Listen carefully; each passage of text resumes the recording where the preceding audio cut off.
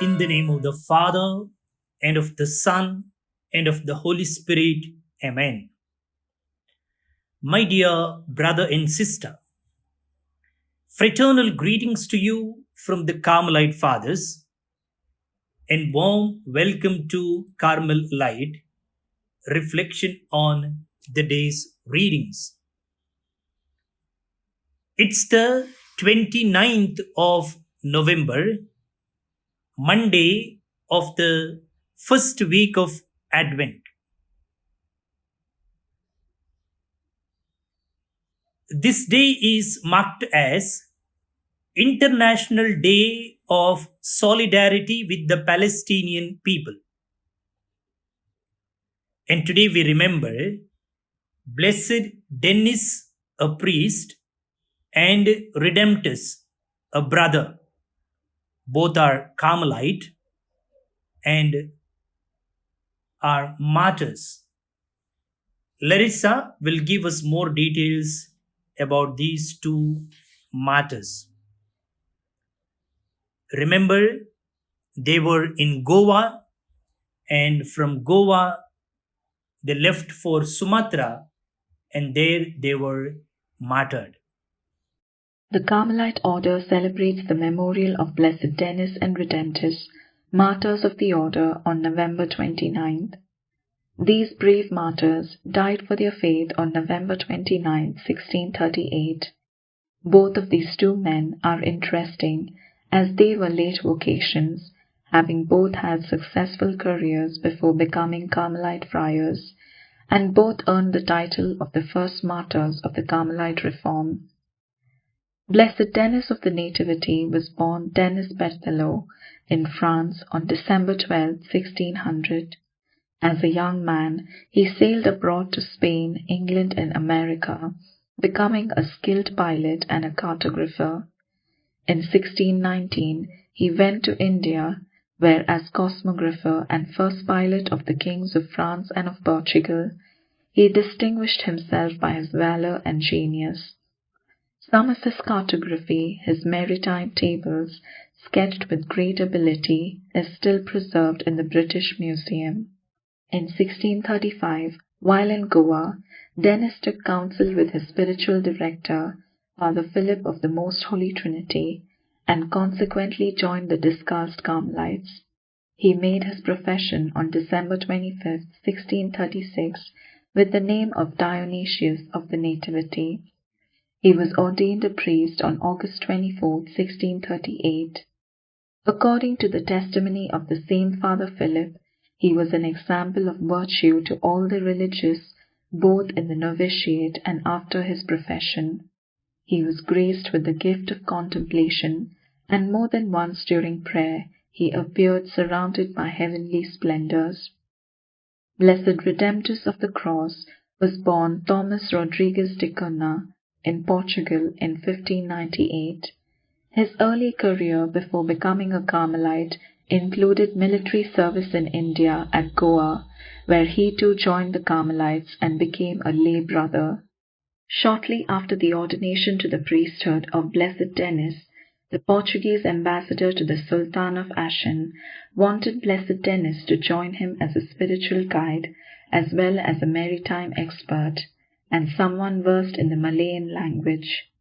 Father Denis in turn took his companion, Brother Redemptus. The two left Goa with the delegation on September 25, 1638, and after a successful voyage arrived at Ashan on October 25th. The joy with which they were received was feigned. They were soon made prisoners. Dionysius and Redemptus were tormented and tried more than the others, for the purpose of making them renounce their Catholic faith and embrace Islam. While in prison, Dionysius deprived himself even of necessities in his charity for others, whom he strengthened by his words, his help, and his example. Both were condemned to death.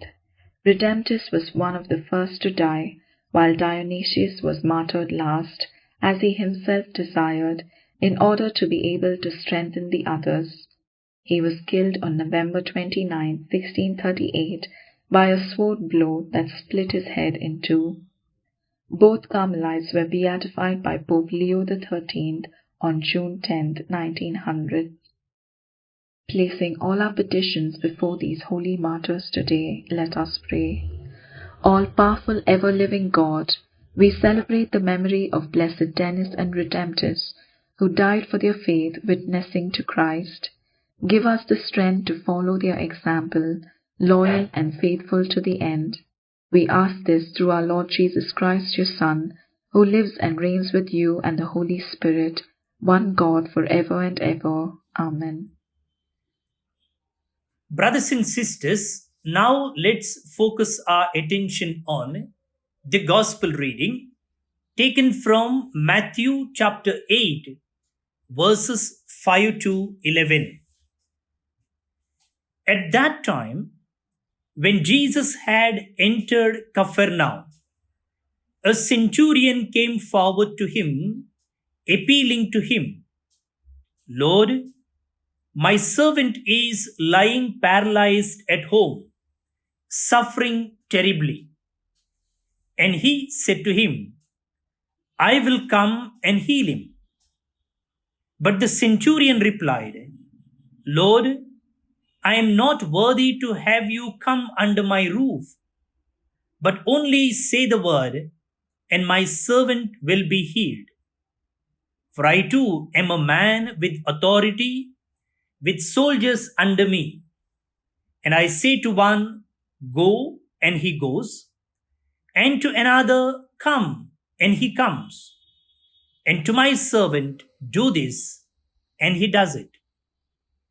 When Jesus heard this, he marveled and said to those who followed him, "Truly I tell you, with no one in Israel have I found such faith. I tell you, many will come from east and west and recline at table with Abraham, Isaac, and Jacob in the kingdom of heaven."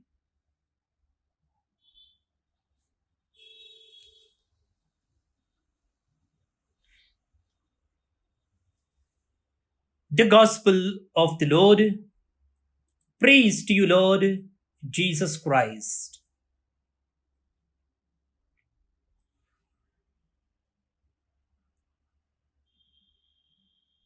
Brothers and sisters,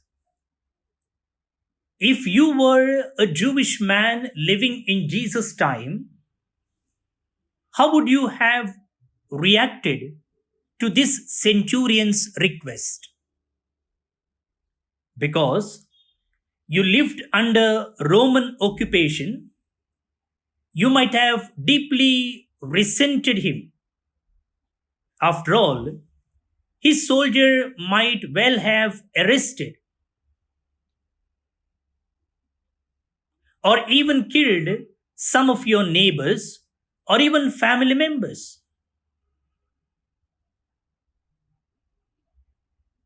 Not only that, he was a pagan who worshipped false gods. Wouldn't you want to tell him to go to his own gods for help instead? But Jesus did not take this attitude at all. He looked on the centurion with compassion and listened closely as he poured out his heart. Not only that, he was amazed by the man's faith and made a prophetic statement. Many more Gentiles would come to be part of the kingdom of God. This is one of the most dramatic illustrations of the promise that God sent his Son so that everyone could have eternal life and the healing and wholeness that comes with it. If Jesus was this gracious toward this man, who was a pagan, how do you think he will treat your requests? Will he scorn or ignore them? Will he tell you that you don't deserve a hearing? Of course not. His compassion and mercy are for everyone, even you. Not only does He want to help you, He wants to bring you to the place where you know that you can rely on Him for everything. As many times as we hear this, we may still find it hard to accept. Feelings of shame, guilt, and unworthiness can convince us that we don't measure up. And if we have experienced rejection and abandonment from people we once trusted, we can start to believe that Jesus will treat us the same way. But the truth is just the opposite. He stretches His arms out to embrace everyone, the lost and confused, just as much as the strong and self confident. No matter what we have been through, we can bring Him all of our needs. Nothing is too great for Him to handle. So don't ever believe you are beyond hope. Just come to Him. Father, I have tried to fix my problems, but now I give them to you. I entrust them to your perfect plan and your amazing providence. Come, Lord Jesus. Amen. Brothers and sisters, in the psalm response, we sense that for the faithful Jews it was special blessing to be able to make a pilgrimage to the house of the Lord, the temple in Jerusalem. As they approach the holy city of God's dwelling place, they would rejoice. Even though the believers were aware of God being with them everywhere, coming to the temple was a unique and holy time of praising God in God's special place of presence. Jerusalem was experienced, as its name implied, a place of peace. This psalm also is seen by Christians as symbolizing the joy of entering into the eternal dwelling place of God in heaven. Let's pray that psalm now. Your response: Let us go rejoicing to the house of the Lord. Let us go rejoicing to the house of the Lord. I rejoiced when they said to me, Let us go to the house of the Lord. And now our feet are standing within your gates, O Jerusalem. Let us go rejoicing to the house of the Lord. Jerusalem is built as a city, bonded as one together. It is there that the tribes go up, the tribes of the Lord. Let us go rejoicing to the house of the Lord. For Israel's witness it is to praise the name of the Lord. There were set the thrones for judgment, the thrones of the house of David. Let us go rejoicing to the house of the Lord. For the peace of Jerusalem pray, may they prosper those who love you. May peace abide in your walls, and security be in your towers. Let us go rejoicing to the house of the Lord. For the sake of my family and friends, let me say peace upon you. For the sake of the house of the Lord our God, I will seek good things for you. Let us go rejoicing to the house of the Lord. Glory be to the Father, and to the Son, and to the Holy Spirit, as it was in the beginning, is now, and ever shall be, world without end. Amen. Pray for God's blessing now. May Almighty God bless you, the Father and the Son and the Holy Spirit. Amen. My dear brother and sister, we remember today all those who are celebrating their birthdays, especially Father Wilfred Rodriguez Carmelite, Kristlin Noronna from Dubai, Priya Martis from Bengaluru, Sandra Santis from Dombivli, Mumbai, Stella Fernandez from Dubai, Akshata Xavier Lopez from Mugwa, Honavar. Wish you all a happy birthday. God bless you.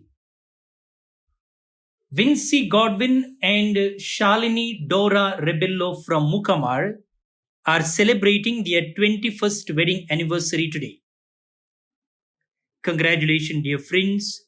May God bless your family life. And we pray for the departed soul of John and Remedia Mascarenes from Daisar, Mumbai. May the Lord grant them eternal rest. That's all for today, my dear friends. Have a great week, a fruitful season of Advent. See you tomorrow. Bye bye.